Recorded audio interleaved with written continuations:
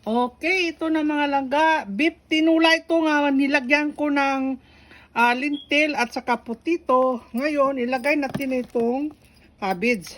Na-frozen yung cabbage ko mga langga. Kasi nakalagay sa high yung lalagyanan ng vegetables. Talagang na-frozen.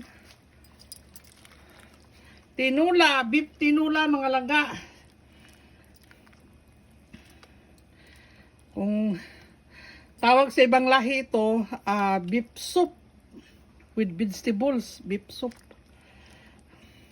Minsan lang kami mag-beef talaga, beef soup talaga kasi marami kami. Mahal naman yung beef. So ito na lang ga. Yan, beef. Walang buto ito. Puro laman. Tapos repolyo at saka lintil. Lintil yan na kapatid sa munggo. At saka putito.